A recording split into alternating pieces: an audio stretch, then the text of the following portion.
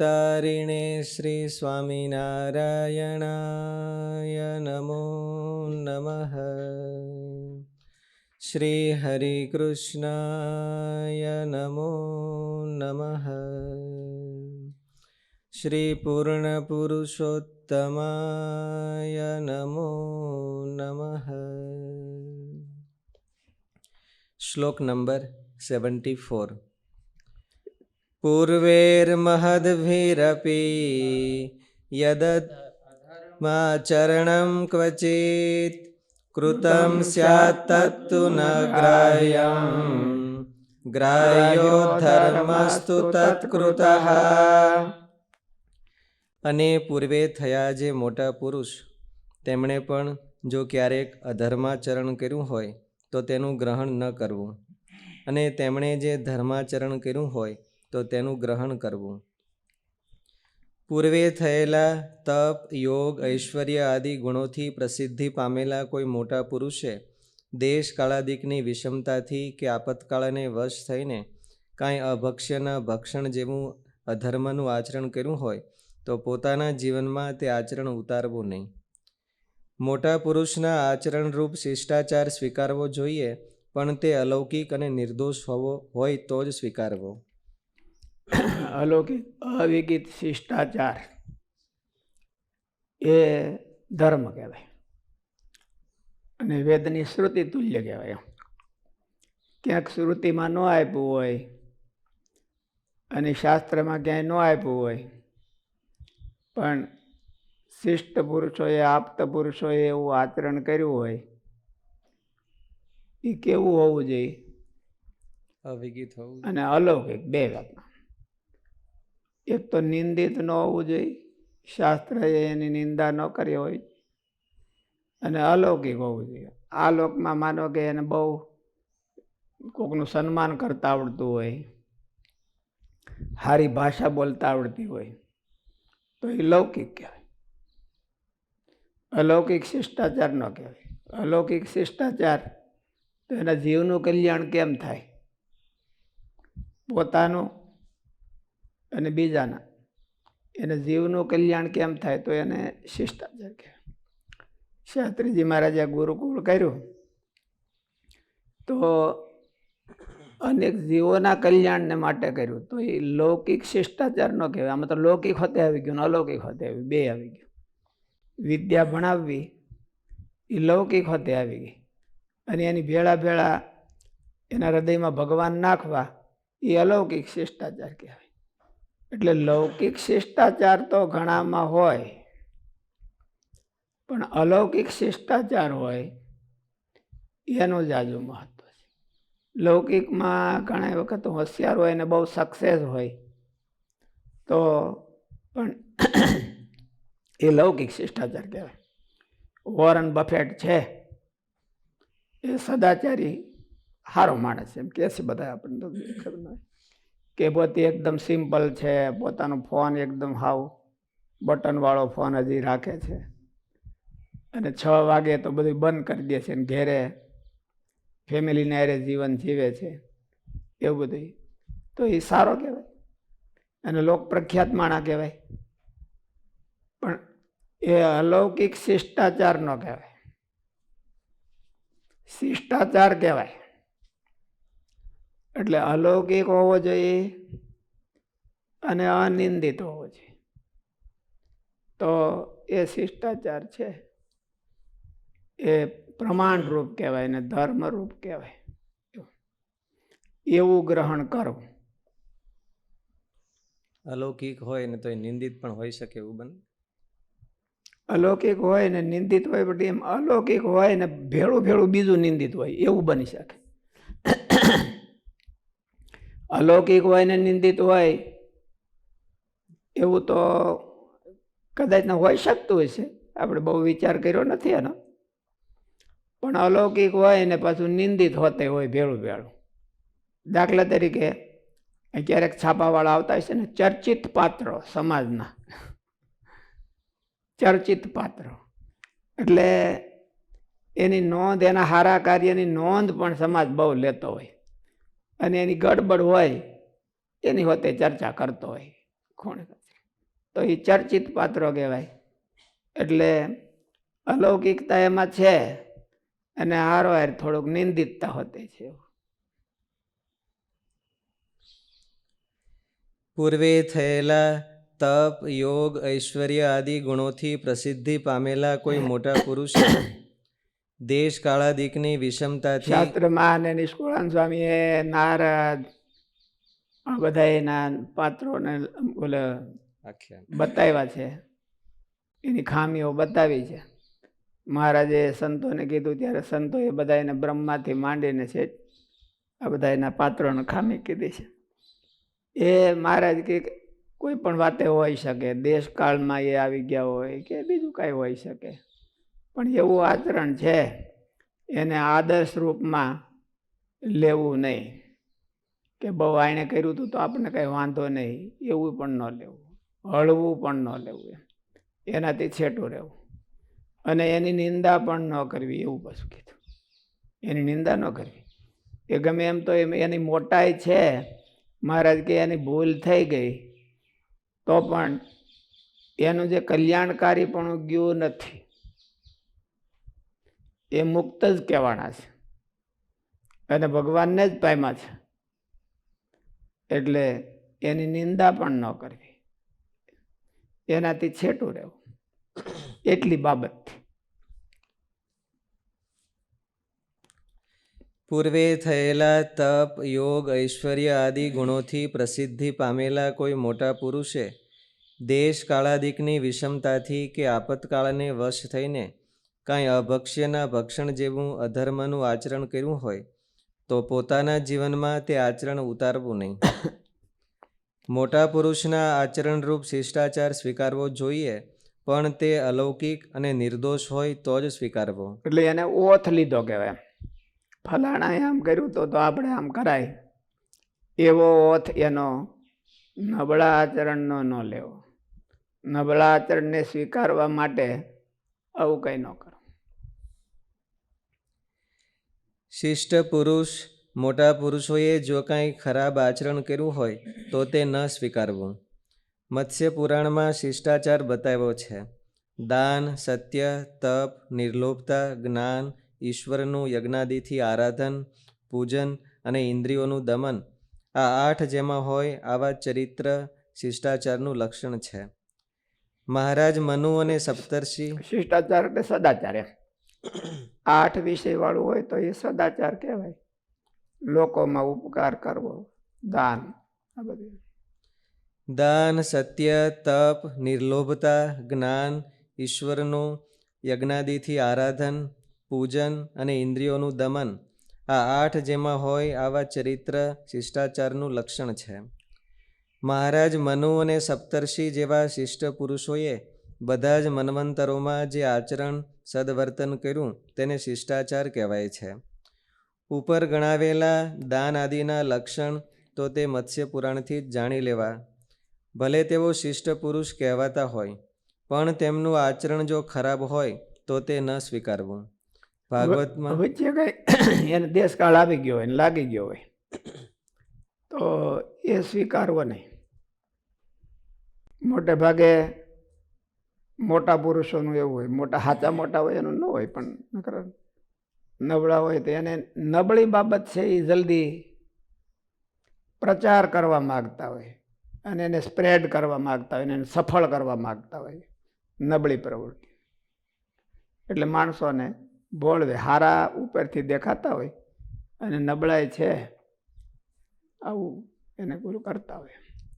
તો મહારાજે સ્વામીએ જે દ્રષ્ટાંત આપ્યા છે નારદના અને બૃહસ્પતિના અને બ્રહ્માના, તો એનું કે તાત્પર્ય શું, એમાંથી આપણે કઈ રીતે એમાં પોઝિટિવ લેવું? આઘું રહેવાનું, નિંદાઈ ન કરવાની, એવું આપણા જીવનમાં નહીં આવવા દેવાનું, એટલું જ. બીજું શું એમાં? એની તો મહારાજ એવું કીધું, ક્યારેક દેશકાળનો યોગ થયો, ક્યારેક એની ખામી હોય, ક્યારેક બીજું કંઈ હોય, એવું હોઈ શકે, એના જીવનમાં એવું આવ્યું હોય. આપણે એનો આદર્શ લઈને આપણે એવું ન માનવું કરવા એમ કે ભાઈ અમારી પરંપરામાં ફલાણા હતા ને એણે આમ કર્યું હતું તો આપણે કાંઈ વાંધો નહીં, એવું ન કરો. ભલે તેઓ શિષ્ટ પુરુષ કહેવાતા હોય, પણ તેમનું આચરણ જો ખરાબ હોય તો તે ન સ્વીકારવું. ભાગવતમાં કહ્યું છે કે, હે જગતગુરુ, આપ સમાન તેજસ્વી પુરુષોને પણ આવું કામ શોભતું નથી, કારણ કે આપનું અનુસરણ કરીને જ સંસારનું કલ્યાણ થાય છે.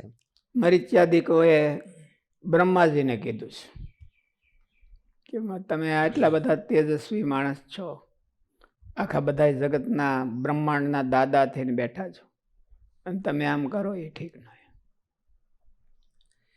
તે મોટા પુરુષોએ આચરેલો તપ, યોગ, સત્ય અને દયા વગેરે જેમાં હોય આવો સદાચાર રૂપ ધર્મ તો ગ્રહણ કરવો, સ્વીકારવો. તેમનો સદાચાર આપણ સૌને શીખવાડવા માટેનો હોય છે. તે ભાગવતમાં માર્કંડેય મુનિએ કહ્યું છે કે, ધર્મના પ્રવચનકારો લગભગ પ્રાણીઓને ધર્મનું રહસ્ય અને સ્વરૂપ સમજાવવાને માટે તેનું આચરણ અને અનુમોદન કરે છે. શિષ્ટ પુરુષો હોય તો એની કંઈક ભૂલ થઈ ગઈ હોય, એને આગળ લઈને આપણે એનું ફોલો ન કરવું. એની ભગવાનથી વિમુખ હોય, એનું સારું આચરણ હોય એ બહુ ગુણ ન લેવો. રાવણમાં ઘણું સારું આચરણ હતું તો એનું બહુ ગુણ લેવા જવું નહીં, કારણ કે ક્યારેક વળી એનો ગુણ લીધો, ગુણ ઘરી ગયો હોય આપણા હૃદયમાં તો મુશ્કેલી કરે. એટલા માટે મહારાજ એવું કીધું કે વિમુખ જીવ કે વદન સે કથા સુની નહીં જાત. વિમુખ એટલે ભગવાનથી વિરુદ્ધ અને ધર્મથી વિરુદ્ધ એની મેન્ટાલિટી. આ બધું આમ થોડું હોય. ભગવાન હોય તો હું એની વિરુદ્ધ મેન્ટાલિટી હોય, એમાં પછી કંઈક સારો ગુણ હોય તોય નહીં લેવાનો. અને એની મેન્ટાલિટી ભગવાનને મેચિંગ થતી હોય અને કંઈક એને ખામી હોય તો એને આવવા નહીં દેવાની, પણ એના બીજા ગુણ હોય એ લેવાના. એટલે નિંદા નહીં કરવાની, એનો બીજો સારો ગુણ હોય લેવાનો, કારણ કે એની પોઝિટિવ મેન્ટાલિટી છે. ગુણ એ કોનો ન લેવો કે જેની મેન્ટાલિટી જ ઊંધી હોય. ભગવાન કરતા, શાસ્ત્રો કરતા ને મહાપુરુષો કરતા જેની મેન્ટાલિટી જ ઊંધી હોય એનો બહુ ગુણ લેવાની જરૂર નહીં. કર્ણનો બહુ ગુણ લેવાની જરૂર નહીં. ભીષ્મ પિતાનો ગુણ લઈ શકાય. ભીષ્મ પિતા ભલે દુર્યોધનના પક્ષમાં હતા, પણ એની મેન્ટાલિટી હતી એ કૃષ્ણને મળતી હતી. અને એને એનો જે હૃદયનો ભાગ છે એ પાંડવોના તરફ વધારે, યુધિષ્ઠિરને વધારે એમ કે ચોઈસ કરતો હતો, પ્રિફેર કરતો હતો. એટલે ભીષ્મ પિતાનો ગુણ લેવાય, પણ કર્ણનો ને દુર્યોધનનો ગુણ ન લેવાય. દુર્યોધનના ગુણ કિરાતાર્જુનમાં લખ્યા છે, બહુ સારા લખ્યા. યુધિષ્ઠિર કરતા સારા લખ્યા છે. યુધિષ્ઠિરમાં જેટલા ગુણ નહોતા એટલા દુર્યોધનના આચરણ કે એ સારા કામ કરતો. ગુણ એટલે તો ગુણ તો ન કહેવાય, પણ એ સારા કામ કરતો હતો. યુધિષ્ઠિર મહારાજા વનમાં ગયા, હારી ગયા, 12 વર્ષનો વનવાસ થયો. એટલે પછી દુર્યોધન રાજા થયો. એટલે દુર્યોધને એવું રાજ ચલાવ્યું, એને મનમાં એમ હતું કે બધા યુધિષ્ઠિરને ભૂલી જવા જોઈએ, યુધિષ્ઠિરને કોઈ યાદ ન કરવો જોઈએ. યુધિષ્ઠિરને યાદ ન કરવો જોઈએ એ ક્યારે થાય કે યુધિષ્ઠિર કરતા સારું કામ કરે તો થાય. એટલે યુધિષ્ઠિર કરતા પણ સારા કામ મેળો કરવા, બાકીના ગુપ્ત કામ બીજા હોય એ વાત જુદી છે, પણ પાછો સમાજમાં એના સારા કામ મેળો કરવા તો એનો ગુણ ન લેવો, એવું શાસ્ત્રોમાં કીધું. એનો ગુણ લે તો એનું ઊંધું થાય, કારણ કે એની મેન્ટાલિટી ઊંધી છે. અને મેન્ટાલિટી પોઝિટિવ હોય, ભગવાનને મળતી હોય, શાસ્ત્રોને મળતી હોય. એમ તો યુધિષ્ઠિર મહારાજામાં હોતે દુર્ગુણ હતા કે જુગાર રમવા બેસી ગયા હતા, જુગાર રમવા બેસી ગયા હતા એ કાંઈ ગુણ ન કહેવાય. કોઈ રાજાનો કે કંઈ મહાભારતમાં એને કાંઈ પ્રતિપાદન નથી આપ્યું કે ભાઈ યુધિષ્ઠિર રમ્યા હતા તો આપણે રમવું જોઈએ, કમસે કમ 8 ને 11 તો રમવું જ જોઈએ. યુધિષ્ઠિર તો ગમે ત્યારે રમતા હતા, આપણે 8 ને 11 થોડુંક રમાય. એવો ગુણ મહારાજે કે અહીં ન લેવો. અભી ભૂરી ફલમ ઓલું પૂર્વે મહદભીર અભી યદ અધર્માચરણમ ક્વચિત. યુધિષ્ઠિર મહારાજા તો મૂર્તિમાન ધર્મનું સ્વરૂપ હતું, તો એમાંથી ન લેવું. અને કર્ણ અને બીજા દુર્યોધન ને બહુ સારા કામ કરતા હતા, તો એમાંથી મૂળગું કાંઈ ન લેવું. જેની મેન્ટાલિટી છે એ ભગવાનથી વિરુદ્ધ છે અને મહાપુરુષોથી વિરુદ્ધ છે, એનો બહુ ગુણ લેવાનો જાઓ. ઘણી વખત શાસ્ત્રીજી મહારાજ હતા તો સ્વામી તો ભગવાનને રાજી કરવા આ બધું કામ કરતા હતા, તોય ઘણાય સંતો હોય કે હરિભક્તો હોય એને સ્વામીમાં મેચિંગ ન થાય. સ્વામીનું કામ કે સ્વામીના વિચારો કે મેચિંગ ન થાય તો આપણે સમજી જવું જોઈએ કે છેડું રહેવાય. અને મહારાજે કીધું છે કે વિમુખ જીવ કે વદન છે કથા સુની નહીં જાત, એ એમ જ કીધું છે. જેની મેન્ટાલિટી ઊંધી હોય ને એ વાતો હારી કરતો હોય, મેન્ટાલિટી મહારાજ કરતા વિરુદ્ધમાં હોય, મહારાજની આજ્ઞા લોપવામાં જ હોય મેન્ટાલિટી કે હિડન, અને વાતો તો આજ્ઞા પાળવાની કરતો હોય સભામાં. ઓપન ને હિડન બે રોલ હોય. એટલે તો હિડન છે એ એની મેન્ટાલિટી બતાવે છે, ઓપન છે એ એની આજીવિકા બતાવે છે. ઓપનમાં તો આવી વાત ન કરે તો આજીવિકા ન હાલે. એની કોઈ પૂજા ન કરે, એની કોઈ ભેટ ને ધોતિયા ન ધરે તો આ પહેરે હું, એટલે એમાં એને આજીવિકા થઈ ગઈ. એટલે ઓપનમાં આજીવિકા હોય, હિડનમાં મેન્ટાલિટી હોય. તો હિડનમાં એ કોઈ જો આવું કરતો હોય, એની મેન્ટાલિટી ભગવાનના સિદ્ધાંતો ભગવાનથી વિરુદ્ધ હોય, મહાપુરુષથી વિરુદ્ધ હોય, તો નિષ્કુળાન સામે કીધું કે એના દર્શન તે દુઃખ દે ન થાય તો ન કીજીએ. એની કથા વાર્તા પણ સાંભળવી નહીં.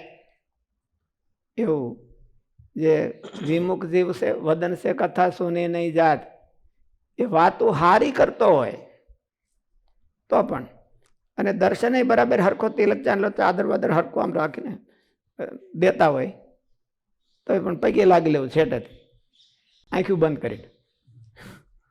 દર્શન ન થાય તો ન કીજીએ એવું કીધું છે. એ કોનું કીધું છે? એ કોનું કીધું છે? ન થાય તો ન કીજીએ. આવું એટલે એ મેન્ટાલિટીની નિંદા છે. એવી મેન્ટાલિટી ન હોવી જોઈએ, એવી માન્યતાઓ ન હોવી જોઈએ. બહારથી સારા દેખાતા હોય પણ અંદર હિડન મેન્ટાલિટી અલગ હોય તો આપણને ખબર કેવી રીતે પડે? ક્યારેક પરચો આપે તો પડે. આપણને પ્રાઇવેટ પરચો આપી દીધો હોય તો પડે, અથવા તો કોકને પરચો આપ્યો હોય ને આપણે જોઈ લેવો તો એક પડી જાય. ક્યારેક ક્યારેક આપતા હોય એ મેન્ટાલિટી ભેળા રહેવાથી ખબર પડે, એવું મારે કીધું. ક્રિયાથી અનુમાનથી જેમ શીલ ચડે અસમાને રે, નજર એની નીચી છે, દેખી મારણને મન માને રે, અન્ય જોવા આંખ મીચી છે, એવા લક્ષણવાળા લાખું રે, દીઠા મેં દ્રગે ભર્યા. કહે નિષ્કુળાનંદ શું ભાખું રે, ઓળખો એની જોઈ ક્રિયા. એમ ઓળખો એની જોઈ ક્રિયા. શું સારા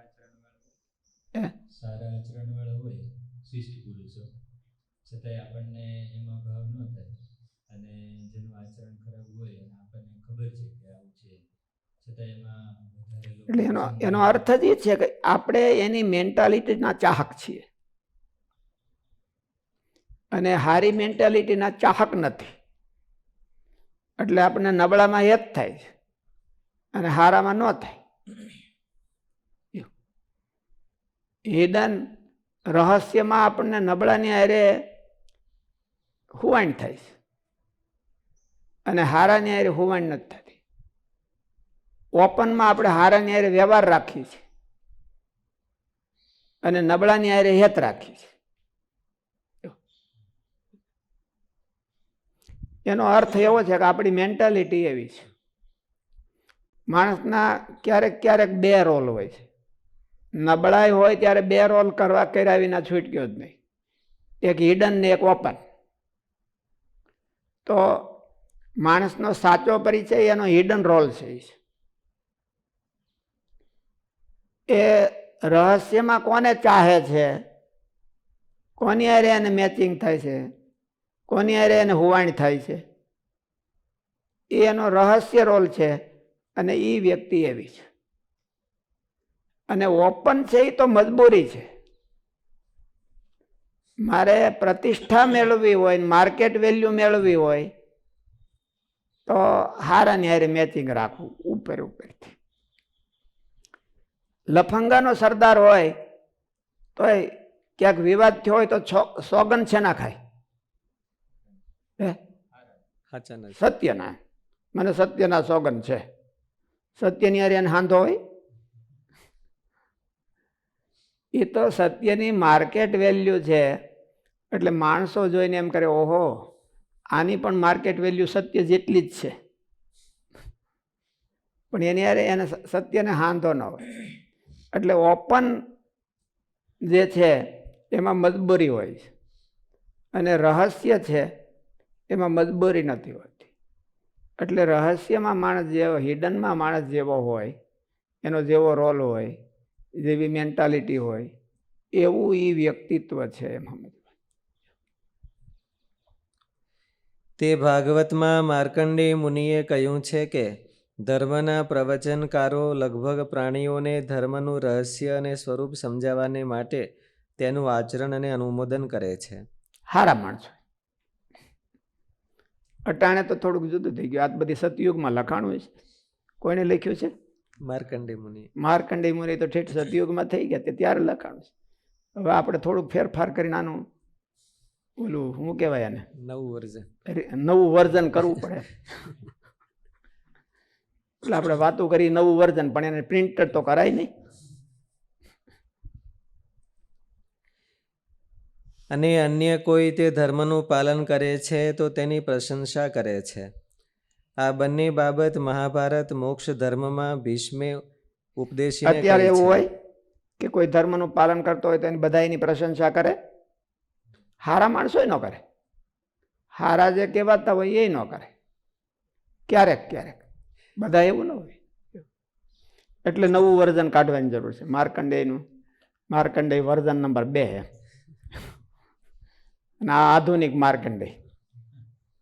માર્કંડેયજી તો ચિરંજીવી છે. આમાં ક્યાંક ફરતા હોય એટલે એમ માનવાનું કે આમ કોક નામ પ્રવેશ કર્યો માર્કંડેય, વર્ઝન 2 કરવા હાટું. અને અન્ય કોઈ તે ધર્મનું પાલન કરે છે તો તેની પ્રશંસા કરે છે. આ બંને બાબત મહાભારત મોક્ષ ધર્મમાં ભીષ્મે ઉપદેશીને કહી છે. મોટા દેવતાઓએ અને મહામુનિઓએ જે ક્રિયાઓ કરી હોય તેને સાંભળીને તે પ્રમાણે જ ધર્માત્મા પુરુષે ન કરવું અને તેની નિંદા પણ ન કરવી. પોતાના હિતમાં તે શક્ય હોય તેને સમજીને જે શુભ કર્મ કરે છે તે પોતાનું શ્રેય દેખે છે.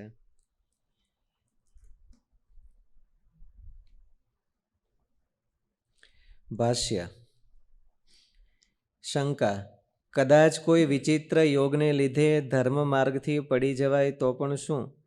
તેનાથી કાંઈ ઝાઝું નુકસાન થતું નથી, કારણ કે દેવતાઓ તથા ઋષિઓના જીવનમાં સંભળાય છે કે તેઓ શાસ્ત્રમાં કહેલ ધર્મથી નીચું ઊંચું આઘું પાછું વર્તા હોય. અને તો એ પાછા મહાન કહેવાના, તો પછી આપણને શું વાંધો એમ? એને એવું કર્યું તો પણ મહાન કહેવાના.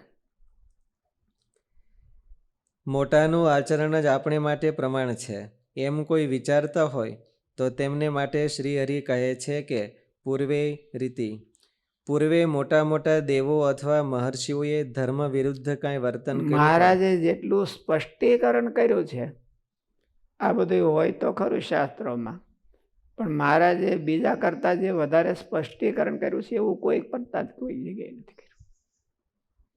ક્યારે ઓલું હિંસાનું અમારે કાલે આવ્યું હતું, હિંસા તો આપણે હોતે આમાં આવ્યું હતું ને 12મા શ્લોકમાં હિંસાનું બહુ જાજુ હતું. પણ મહારાજે શું કીધું કે ભાઈ યજ્ઞીય હિંસા હોય કે શાસ્ત્રીય હિંસા હોય તો એ હિંસા આપણે છેટા રહેજો, અમારા આશ્રિત છેટા રહેજો. નગર કોઈ કોઈ સંપ્રદાયમાં યજ્ઞીય હિંસા કે શાસ્ત્રીય હિંસાને અનુમોદન આપ્યું છે, ભલે એ કરતા ન હોય, એ લોકો હિંસા ન કરતા હોય, પણ આ ખોટું છે એમ પડકાર મારીને ન કે આવું ન કરાય એવું ન કે. અને મહારાજે તો ચોખ્ખો ખુલ્લો વિરોધ કર્યો. મહારાજ સત્સંગી જીવનમાં જગજીવનને એના યજ્ઞમાં ગયા તો મહારાજે કેટલો બધો સત્સંગી જીવનનો બહુ મોટો સંવાદ કર્યો, ખુલ્લો વિરોધ કર્યો છે કે યજ્ઞમાં થતી હોય તો હિંસા બરાબર નહીં, એ હિંસા જ છે, એ અમારા આશ્રિતોએ ન કરવી, અમારા આશ્રિતોએ ન કરવી એવું નહીં, હારા માણસોએ ન કરવી. હારા કહેવાવું હોય ને તો એ કરવું હોય તો એ હારા ન કહેવાય એવું મારે. એટલે મહારાજે અમુક અમુક બહુ સ્પષ્ટીકરણ કર્યું છે.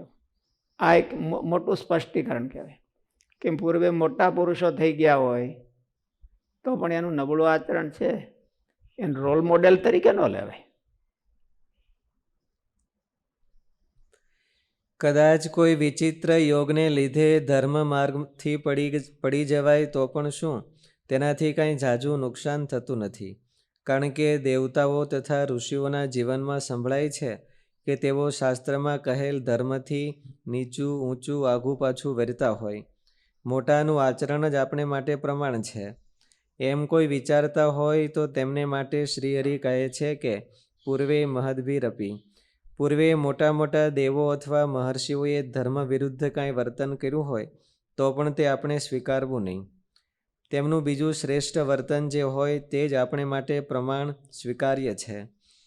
જે મહાપુરુષો પોતાના તપના પ્રભાવથી વેદોનો સાક્ષાત્કાર કરીને ધર્મની મર્યાદાઓને નિશ્ચિત કરી શકે છે તે દેવો અથવા મહર્ષિઓના વર્તન આપણે જોવા વિચારવાના નથી. તેમણે બતાવેલા સન્માર્ગમાં જ આપણે રહેવાનું છે. તે મહાભારતમાં કહ્યું છે કે ધર્મ પાળવાની બુદ્ધિવાળા ધર્માત્મા પુરુષે દેવતાઓએ કે ઋષિમુનિઓએ જે કર્મ કર્યા હોય તે પ્રમાણે બીજાએ કરવું નહીં, તેમજ તે સાંભળીને તેની નિંદા પણ કરવી નહીં. નિંદા હોતે નહીં કરવાની. નિંદા કરવાથી આપણું પેલું ચકલીનું મોત ઢેફ લે એમ કે. ગુણાતીતાનંદ સ્વામી કીધું કે ભજનાનંદ સ્વામીના પટારા 3 વીખ્યા પણ કાંઈ નીકળ્યું નહીં. 3 પટારા વીખ્યા તો કાંઈ નીકળ્યું નહીં. તો એના જેવો કોઈ આ સત્સંગમાં વિરક્ત પુરુષ નહીં. તો સ્વામીએ શું કીધું? હું કપાળ નીકળે. 3 પટારા ભેળા કરવાનું કારણ શું? એકે પટારો લેવાનું કારણ શું ભાઈ? એટલે આવા પુરુષો હોય કે કરોડ સ્ત્રીઓનો ત્યાગ કર્યો, પણ કરોડ ભેળી શું કરી હતી એને? એટલે અને તો પાછું વળી એને મનમાં એમ થયું કે શંકર ભગવાન એક છે તોય મૂકી નથી શકતા અને મેં કરોડ મૂકી એમ. તો પડ્યો હેઠો અને વૃત્રાસુર થઈ ગયો, અસુર ભાવને પામી ગયો. એટલે મોટા પુરુષ હોય એની નિંદા બહુ ન કરવી.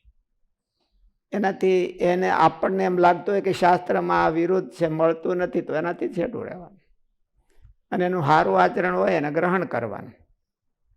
સારું આચરણ ગ્રહણ કરવાનું એનું એ કીધું કે જેની મેન્ટાલિટી છે એ ભગવાનની સાથે મળતી હોય અને શાસ્ત્રોની સાથે મળતી હોય એનું સારું આચરણ હોય એનું ગ્રહણ કરવાનું, એનો ગુણ લેવાનો. પણ જેની મેન્ટાલિટી જ ન મળતી હોય એનું સારું આચરણ હોય ત્યાં પણ અડવા જવું નહીં. બહુ સારું છે, બહુ સારી કથા કરે છે અને બહુ સારું કામ કરે છે, હાલો એમાં સહયોગી થઈએ, એવું પણ બહુ ન કરવું એમ.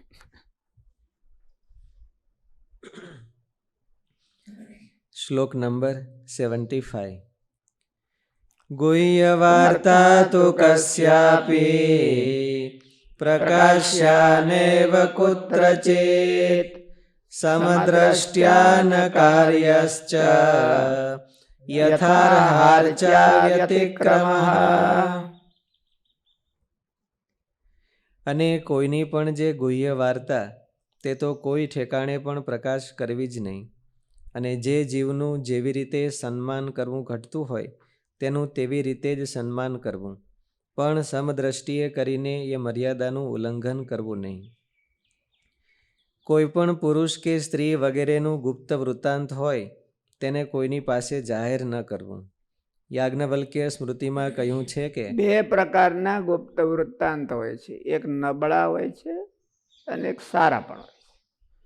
સારા માણસોને એવું હોય કે આપણે કામ કરવું છે સારું, પણ આગળ જાહેર ન થઈ જવું જોઈએ. અને જાહેર થઈ જાય તો એમાં વિઘ્ન જાય. એટલે કે ગુપ્ત રાખ્યું હોય અને કાર્ય શરૂ કરી દીધું હોય, આપણને ખબર હોય તો બહુ જાહેર ન કરવું. એની ઈચ્છા છે કે આને જાહેર નથી કરવું તો આપણે જાહેર ન કરવું. ફલાનુમેય પ્રારંભા સંસ્કારા પ્રાક્તના એવું મોટા માણસોની નીતિ હોય છે કે ફળથી બધા જગત જાણે. ફલાનુમેય પ્રારંભા, પ્રારંભા એટલે કાર્ય.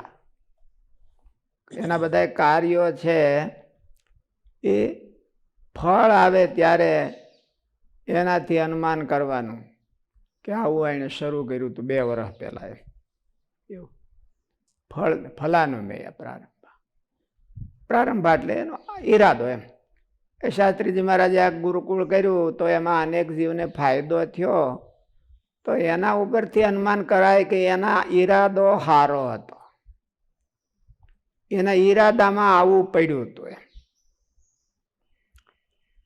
ઘણાય કરીને માર ખાય છે તો એ પછી માર ખાય ત્યારે એવું માનવાનું કે એનો ઈરાદો માર ખાય એવો હતો. ગુરુકુળ કરીને હોતે ઘણા માર ખાતા હોય છે. એટલે એ માર ખાય ત્યારે પછી એને આપણે, કારણ કે નબળોય છુપાયો હોય ને એને હારોય છુપાયો હોય. મોટા માણસો હોય એ હારા ઈરાદાને છુપાવી રાખે અને નબળા ઈરાદાને તો હપરાઈને છુપાવવું જ પડે બધાને. અને આ માણસો નબળા ઈરાદાને છુપાવી રાખતા હોય, પણ ખબર ક્યારે પડે?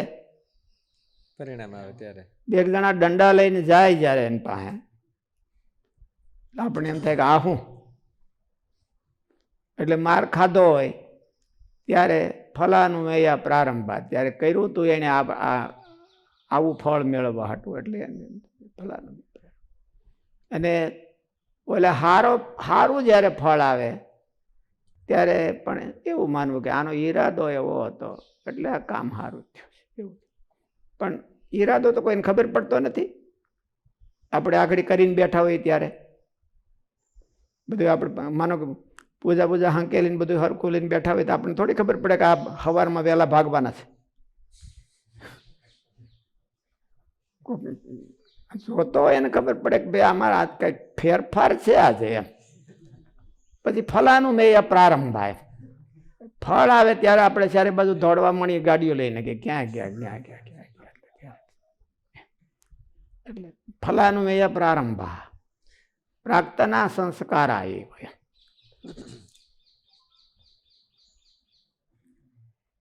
કોઈ પણ પુરુષ કે સ્ત્રી વગેરે કોઈની ગુપ્ત વાત આપણે જાણતા હોય, ઘણી વખત એને આપણને મિત્ર જાણીને કીધી હોય, ઘણી વખત આપણને એને એમ થાય કે મારે કંઈક સુધારો કરવો છે અને આને કહી તો સારું, એમ મહિમા જાણીને કીધી હોય. પણ નબળી વાત હોય એને પાચન ડાયજેશન થવું એ બહુ હાર્ડ છે.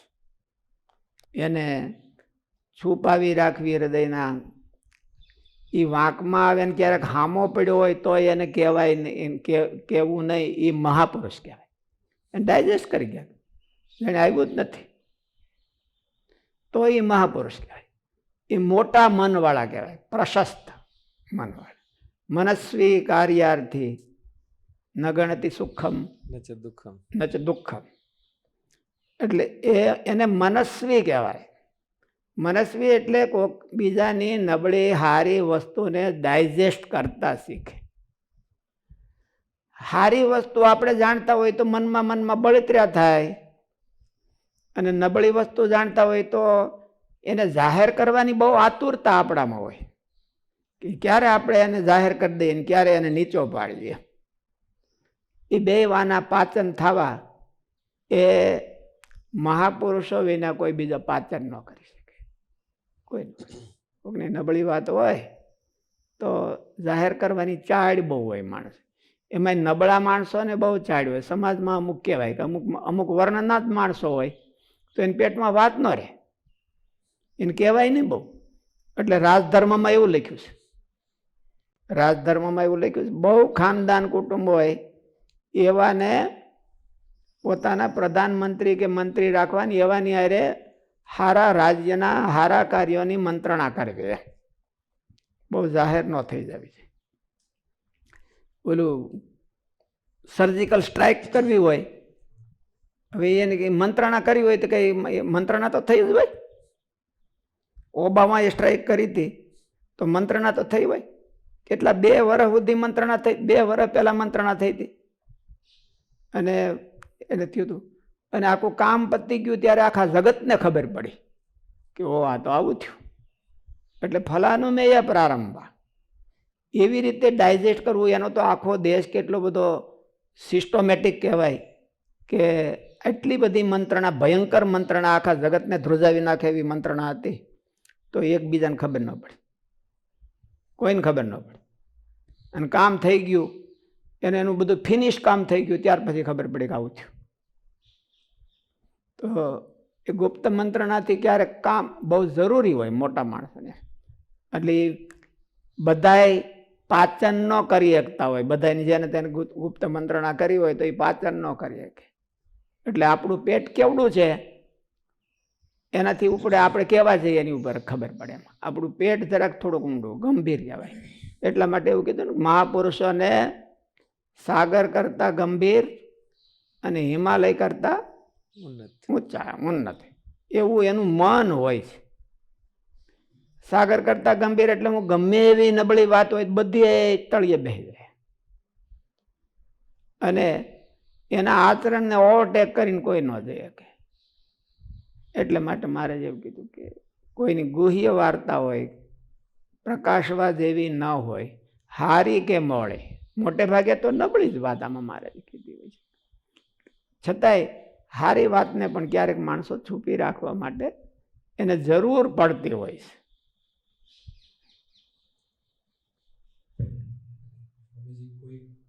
कोई कार्य में असफल होता है तो उसको सुधारने के लिए दूसरे को बताना चाहिए. શું કીધું?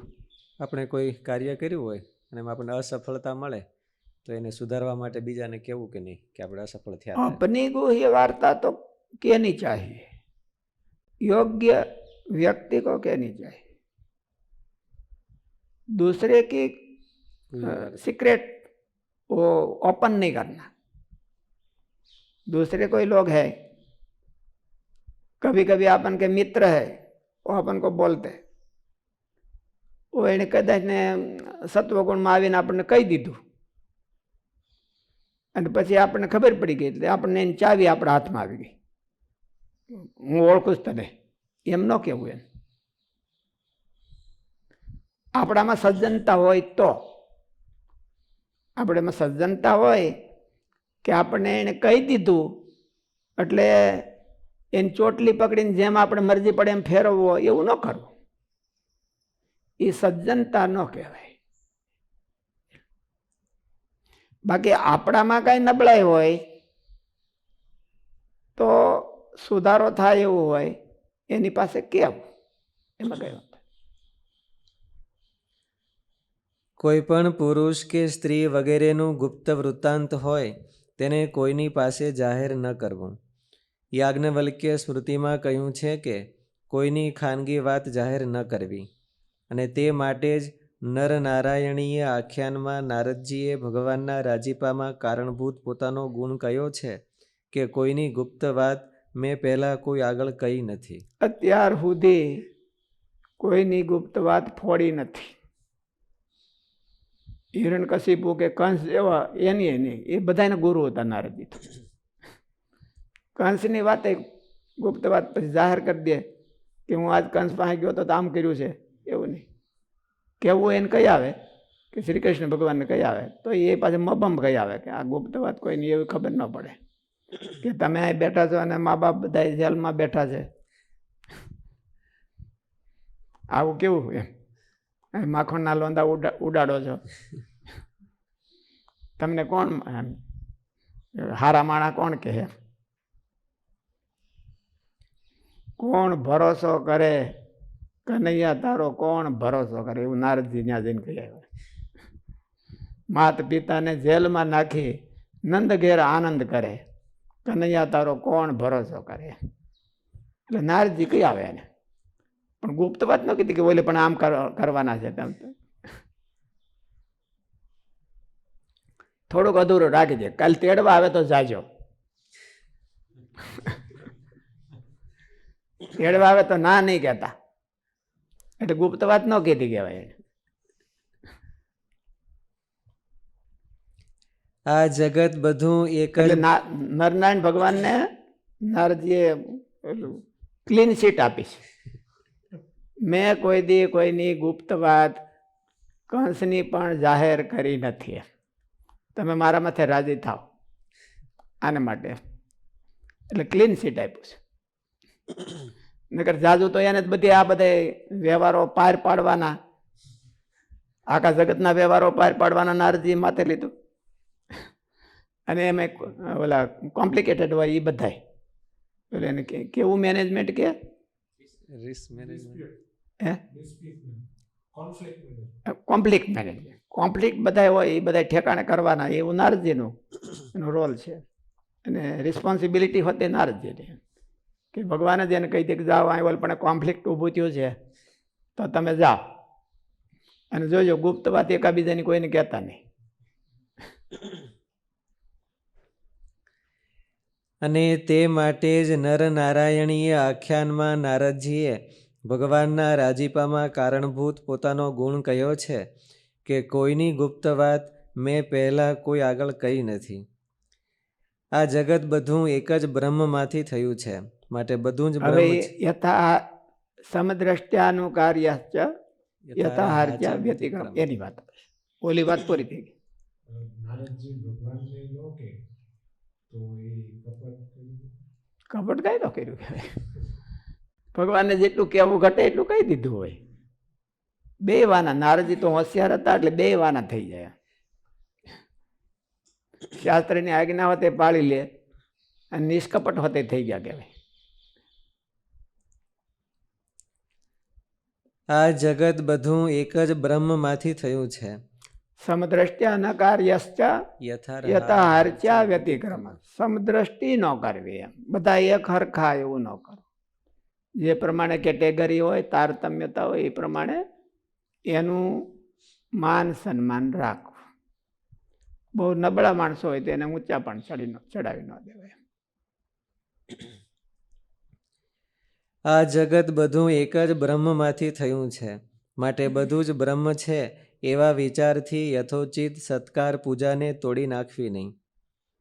જેની યથાયોગ્ય પૂજા કરવી ઘટતી હોય એને બ્રહ્મ માનીને બધાને હરખું ન કરો. શુની ચૈવ સ્વપા ઓલું વિદ્યા વિનય સંપન્ને બ્રાહ્મણે ગવિ હસ્તિની શુની ચૈવ સ્વપા કે પંડિતા સમદર્શિના. એટલે એવા કે એવું સમદર્શી ન થવું. એમાં તો જુદી રીતે કીધું છે, ભગવત બુદ્ધિથી કીધું છે. પણ માન સન્માન કોકનું કરવું હોય તો એમાં એવું નહીં કરવાનું. જો સજ્જન અને દુર્જનના પૂજન કે સત્કારમાં સમાનતા આવી જાય તો સાર અસારનો વિવેક જ લુપ્ત થઈ જશે. તે સત્ય અસત્યનો વિવેક શ્રી કપિલદેવ ભગવાને સ્પષ્ટ રીતે બતાવ્યો છે કે હે માતાજી, પથ્થર આદિ જળની અપેક્ષાએ વૃક્ષાદિ જીવ શ્રેષ્ઠ છે. એ પ્રાણધારી છે, વૃક્ષમાં પ્રાણ છે. એ જમીનમાંથી પાણી ચૂહે છે અને પથ્થર ચૂહી નથી શકતા. જીવ તો એમાં હોતે છે. હિમાલયમાં જીવ છે એવું કીધું ને મહારાજને, રસ્તો બતાવવા હિમાલય આવ્યા હતા, એટલે એમાં જીવ છે અને સજીવ વ્યક્તિત્વ છે. પણ તોય હિમાલયને 2 પાણા મારો તો કઈ વાંધો નહીં, ઝાડવાને ન મારવા. ઝાડવાને મારો તેને સાલ ઉખડી જાય. હિમાલયને તો એક પથ્થરો અહીંથી ને આ પીયો જાય, બીજું કઈ વાંધો ન આવે બહુ. એટલે એને બહુ એટલું પાપ ન થાય જેટલું ઝાડવાને પથ્થરો મારીને પાપ થાય એવું. કઈ કારણ ન હોય તો આપણે રાવણા ખેરવા હોય તો પછી મારવા પથ્થરા, બીજું શું.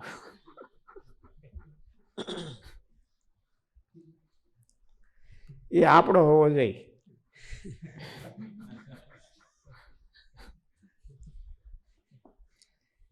પથ્થર આદિ જળની અપેક્ષાએ વૃક્ષાદિ જીવ શ્રેષ્ઠ છે.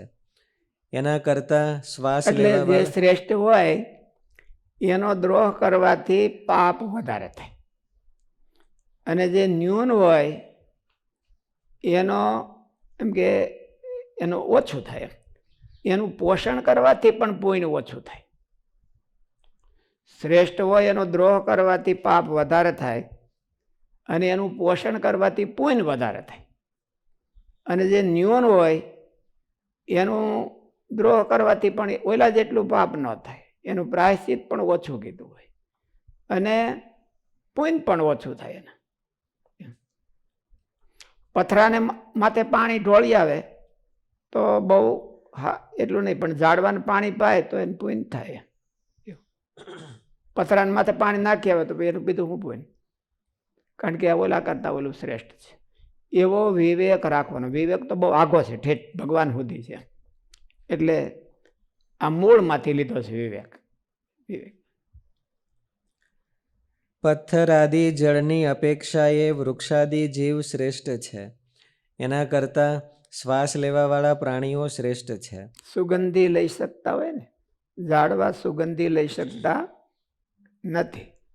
એટલે ભમરા છે, માખ્યું છે, મધમાખી છે, એ સુગંધી ભમરો હોય તો સુગંધી હોય ને ઓટોમેટિક પોગી જાય, તો એ એના કરતાં શ્રેષ્ઠ કહેવાય. એમાં પણ મનવાળા પ્રાણી ઉત્તમ છે. તેથી પણ ઇન્દ્રિયોની પ્રવૃત્તિવાળા શ્રેષ્ઠ છે. ઇન્દ્રિયોની પ્રવૃત્તિ એટલે ભાઈ રસ, માછલા, કીડી, એને રસનું જ્ઞાન છે. સ્પર્શનું જ્ઞાન હોય, હંધાઈ કરતાં સ્પર્શનું જ્ઞાન હોય પહેલાં, એના કરતાં રસનું જ્ઞાન હોય થોડાક વધારે, એના કરતાં કાનનું, રૂપનું, એ બધા. એમાં પણ મનવાળા પ્રાણી ઉત્તમ છે. તેથી પણ ઇન્દ્રિયોની પ્રવૃત્તિવાળા શ્રેષ્ઠ છે. સેન્દ્રિય પ્રાણીઓમાં પણ એકલા સ્પર્શને અનુભવતા પ્રાણી કરતાં સ્પર્શ અને રસને જાણનારા મત્સ્ય આદિ શ્રેષ્ઠ છે. અને તેના કરતાં ગંધને પારખનારા ભમરા વગેરે ઉત્તમ છે. તેના કરતાં શબ્દને ઓળખતા સર્પાદિ શ્રેષ્ઠ છે. તેના કરતાં રૂપને ઓળખતા કાગડા વગેરે ઉત્તમ છે. તેની અપેક્ષાએ ઉપર અને નીચે દાંતવાળા પ્રાણીઓ શ્રેષ્ઠ છે. બળદ, બકરા, ગાય, ભેંસ એ બધા શ્રેષ્ઠ છે. અને પગ વિનાના કરતાં ઝાઝા પગવાળા શ્રેષ્ઠ છે. અને તેથી 4 પગવાળા શ્રેષ્ઠ છે. અને તેના કરતાં 2 પગવાળા મનુષ્ય ઉત્તમ છે. મનુષ્ય બધાય કરતાં શ્રેષ્ઠ છે. તેમાં પણ 4 વર્ણ શ્રેષ્ઠ છે. એટલે કીડિયારું પૂરવું એના કરતાં ચકલાને ચણ નાખવી વધારે પોઈન્ટ આપે. અને એના કરતાં પણ ગાયને ઓલું નાખવું એ વધારે. ચકલાને કરવા કરતાં કૂતરાને નાખવું રોટલો, એ કારણ કે કૂતરું છે એ વફાદારી હોય છે. ચકલામાં એટલી બધી વફાદારી ન હોય, એટલે એને સેન્સ આવી ગઈ, એટલે પોઈન્ટ વધારે થાય. ચકલાનું ચણિયાર ઓલું ચણ નાખે એના કરતાં, અને એના કરતાં ગાયને નાખવું એ વધારે, કારણ ગાયને પવિત્ર પ્રાણી હોતે કીધું છે.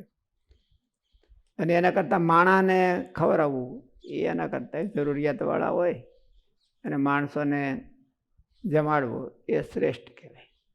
એના કરતાં વર્ણ 4 વર્ણમાં રહ્યા હોય એટલે એનો અર્થ એવો થયો કે એને ધર્મ પ્રધાન છે. વર્ણ છે એ ધર્મની આજ્ઞા છે, એટલે ધર્મને માનતા હોય એ શ્રેષ્ઠ છે. એના કરતાં બ્રાહ્મણ છે એ શ્રેષ્ઠ છે. ધર્મમાં માનતા હોય પણ બ્રાહ્મણ છે એ શ્રેષ્ઠ. એના કરતાં ભણેલા હોય એ શ્રેષ્ઠ. શાસ્ત્રને જાણતા હોય તો બીજાને ઉપયોગી થાય એટલે એ શ્રેષ્ઠ છે. ભણવાનો અર્થ તો એ જ છે કે બીજાને કાંઈક ઉપયોગી થાય. આપણે ભણીને બીજાને ઉપયોગી ન થતા હોય તો ન ભણ્યા જેવું જ ગણે. અમુકનું ઓયલું કહેવાય. એક ભણેલો હોય, બહુ વેદાંતના પારને પામી ગયો હોય, અને એક ન ભણેલો હોય, બે હરખા હોય, તો કોને વધારે નુકસાન જાય? કાંઈ બે એક હરખા કામ કરી જાય તો કોને વધારે નુકસાન જાય? હે ભણેલો હોય એને શું કરવા? પછી બ્રહ્મ રાક્ષસ થાય. એનો ઉપયોગ ન કરે તો એ બ્રહ્મ રાક્ષસ થાય. ભણેલો હોય ને પછી એનો ઉપયોગ ક્યાંક હરખો ન કર્યો હોય, કાં કોઈને શીખવાડે નહીં, કાં કોઈ સારો ઉપયોગ ન કરે તો એ બ્રહ્મ રાક્ષસ થાય. વાંધણી વિદ્યા હોય એ વિદ્યા છે ને એ ચેતનવાળી, જેમ કે હકણી બહેન એવી છે. એટલે જો કાંઈ ન કરે તો પછી આને આવું કરે. એટલે એના કરતાં ઓલો હાવ ભણેલો ન હોય ને એ મરે તો બ્રહ્મ રાક્ષસ તો ન જ થાય. થાય તો કોમન ભૂત થાય. એટલે જલ્દી નીકળી જાય એવું થાય. આપણે થોડોક પ્રયાસ કરી તો નીકળી જાય. સારંગપુર લઈ જવાની જરૂર ન પડે.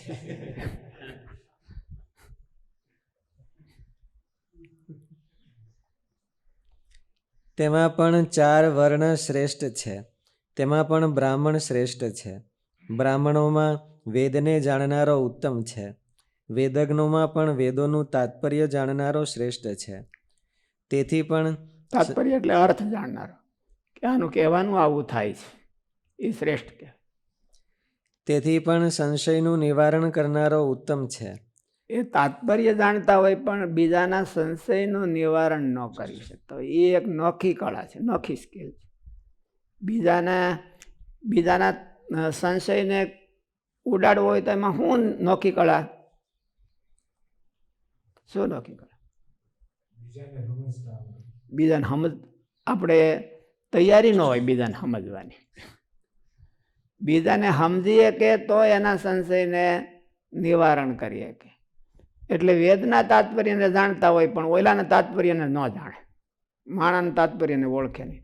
અને વેદ તો આમ સીધા માણસો રહ્યા એટલે પોતાનું તાત્પર્ય જણાવી દે, અને માણસ એ સીધા ન હોય એવા, એટલે પોતાનું તાત્પર્ય ભીહામાં આવે ત્યાં જ આવે બહાર. એટલે ત્યારે એના તાત્પર્યને જાણે તો એ સંશયને, અને સારો ઈરાદો હોય તો એના સંશયને કાપીએ કે એ એના કરતાં શ્રેષ્ઠ. પછી તેથી પણ સંશયનું નિવારણ કરનારો ઉત્તમ છે. તેથી પણ પોતાના વર્ણાશ્રમોચિત ધર્મને પાળનારો શ્રેષ્ઠ છે. ખાલી નિવારણ કરી જતો, ઘણા બુદ્ધિશાળી બહુ હોય. રાવણ પણ વેદના પારને પામી ગયો હતો. એને ગાઈડ લખી છે, કોમેન્ટ્રી લખી છે એની ઉપર. એટલે તો તાત્પર્ય સમજતો હોય તો જ કોમેન્ટ્રી લખીએ, કાંઈ નહીં કર કોમેન્ટ્રી ન લખીએ કાંઈ. પણ હવે માલિપા કાંઈ નહીં પોતાનામાં, એટલે કાંઈ ન કહેવાય. તેથી પણ આસક્તિ છોડીને નિષ્કામ ભાવે ધર્મ પાળનારો શ્રેષ્ઠ છે. એ શ્રેષ્ઠ વધારે છે. એમ શું કરવાને? દેહાભિમાન એણે મૂક્યું છે. દેહાભિમાન મૂક્યા વિના પ્રેક્ટિકલ કરી શકતો નથી. જાણે બધું, શાસ્ત્રના કોર પોઈન્ટને જાણતો હોય, પણ દેહાભિમાન મૂક્યા વિના એને પ્રેક્ટિકલ ન કરી શકે. એટલે પ્રેક્ટિકલ કરતો હોય એ એના કરતા શ્રેષ્ઠ છે. વિદ્યાવતામાં ઓલું ક્યાં કહ્યું? ક્રિયાવાન વરિષ્ઠ. ક્રિયાવાન વરિષ્ઠ એટલે દેહાભિમાનને છોડી અને એને એપ્લાય કરતા શીખી જાય તો એ સૌથી શ્રેષ્ઠ છે. એનાથી કોઈ બીજો શ્રેષ્ઠ નહીં એવું કીધું. એપ્લાય કરવામાં દેહાભિમાન એ એને પ્રતિબંધરૂપ છે. હું ઘણું જાણું છું, સહદેવ જાણતા હતા બધું, આખું ત્રિકાળજ્ઞ હતા, પણ કોઈને કહે નહીં, કાંઈ કરે નહીં, એટલે એને પીડારૂપ થતા હતા. એ જ્ઞાન એને પીડા રૂપ હતું. એ એવું કહેવાય છે ને મહાભારતમાં સહદેવ છે એ શ્રી કૃષ્ણ જેવા હતા. શ્રી કૃષ્ણને જેટલું જ્ઞાન હતું એટલું સહદેવને હતું, પણ શ્રી કૃષ્ણનું જ્ઞાન બધાને ઉપયોગી બહુ થયું, આને કોઈને ઉપયોગી નથી. એટલે પેટ પીડા ઊભી કરે. અને શ્રી કૃષ્ણ ભગવાન તો બીજાની પેટ પીડા દવા દે તરત બંધ થઈ જાય બધાની. એક ખાલી આમ હતા કહી દીધું હોય તો ઓલા પેટમાં દુખતું બંધ થઈ જાય, ન દુખતું એને દુખવા મળે દુર્યોધન જેવા. એટલે શ્રી કૃષ્ણ ભગવાનને સહદેવમાં ફેર એટલો હતો, બે હરખા, એવું મહાભારતમાં આવે છે કે બે હરખા હતા, ત્રિકાળાગ્નિ હતા. તેથી પણ આસક્તિ છોડીને નિષ્કામ ભાવે ધર્મ પાળનારો શ્રેષ્ઠ છે. તેની અપેક્ષાએ જે મનુષ્ય કર્મફળ અને પોતાનું શરીર પણ મને અર્પણ કરી દેનારો છે. નિષ્કામ ભાવે જે સમર્પણ કરતો હોય તો એ સર્વથી શ્રેષ્ઠ છે, કારણ કે એને દેહાભિમાન મૂકવું પડે છે. નિષ્કામ ભાવ છે એ દેહાભિમાન મૂકવા પછી જ આવે છે, અને એપ્લાય છે એ દેહ ભાવ મૂક્યા પછી થાય છે. દેહ ભાવ ન મૂકે ત્યાં સુધી એ એપ્લાય ન થાય. એટલે એ સર્વથી શ્રેષ્ઠ છે. એટલે એને વિષયમાં કેન્દ્રમાં રાખીને જે પુણ્ય કરે એ સર્વશ્રેષ્ઠ પુણ્ય થાય છે. અને એને કેન્દ્રમાં રાખીને જે એનાથી નુકસાન કરે તો એના જેવું બીજું કોઈ પાપ ન થાય.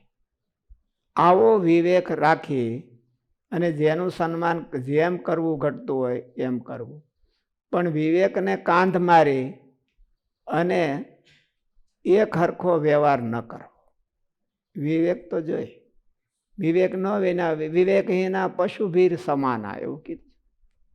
વિવેકના વિનાના માણસો હોય એ પશુને સમાન કહેવાય છે.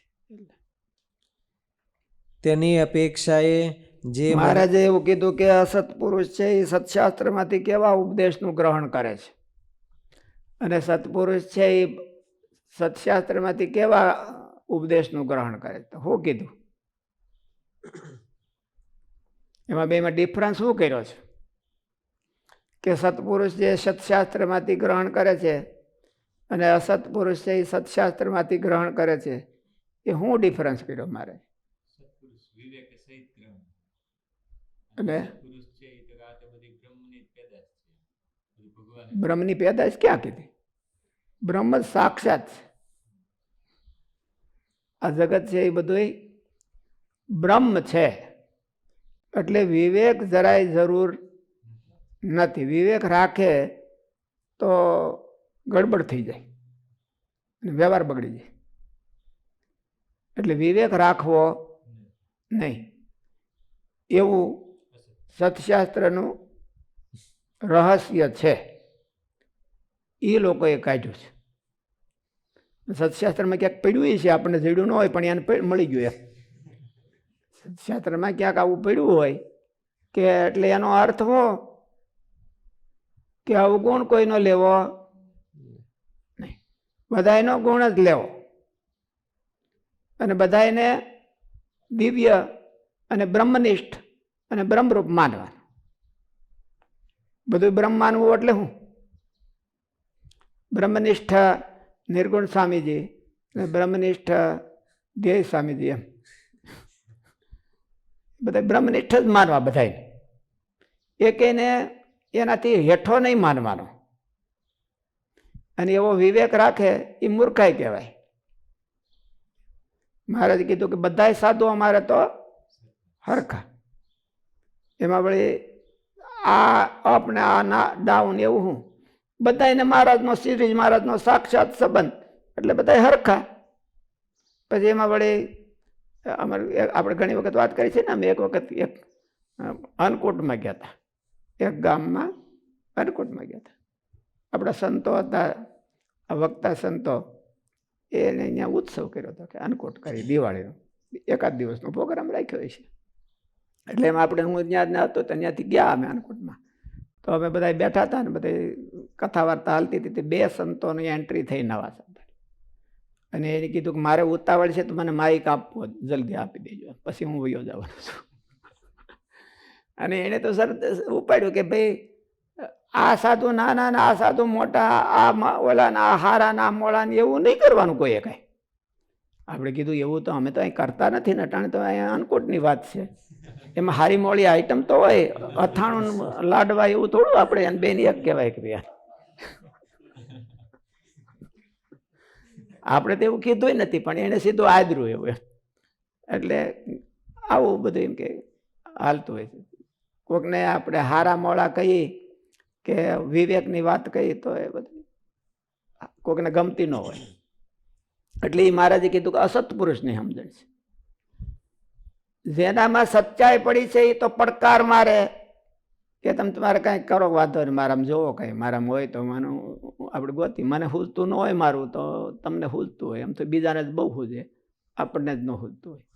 એટલે એ સારું કહેવાય. આપણે નિંદક નિયરે રાખીએ, આંગન કૂટી છવાય, બિન પાણી બિન સાબના નિર્મલ કરે સહાય. પણ ક્યારે એવું થાય? માલિપા સચ્ચાઈનું પાણી હોય તો થાય, નહીં તો કોઈને એવું ન કહી શકે. નહીં તો આ ઉપદેશ દે કે અવગુણ નહીં લેવાનો, અને આ હારો ને આ મોળો ને આ બધા આનો સત્સંગ કરવાનો, આનો ન કરવાનો, એવું વળી હું બધાનો કરવાનો. મહારાજના છે એટલે કરવાનો, ભગવા છે એટલે કરવાનો. એ જ કરવા ભગવાન છે, એ જ સત્સંગ કરવા જેવા હોય.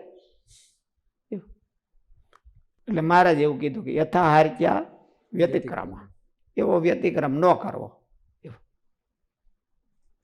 જેવું હોય એની મર્યાદામાં રાખવું. તેથી પણ આસક્તિ છોડીને નિષ્કામ ભાવે ધર્મ પાળનારો શ્રેષ્ઠ છે. તેની અપેક્ષાએ જે મનુષ્ય કર્મફળ અને પોતાનું શરીર પણ મને અર્પણ કરી દેનારો છે અને મારી ઉપાસના કરનારો છે તે શ્રેષ્ઠ છે. આ પ્રમાણે મને જ ચિત્ત તથા કર્મ અર્પણ કરવાવાળા અકર્તા અને સમદર્શી પુરુષથી અધિક શ્રેષ્ઠ કોઈ અન્ય પ્રાણી દેખાતું નથી. એવું કપિલ ભગવાને કીધું છે. સહજાનંદ સ્વામી મહારાજની જય.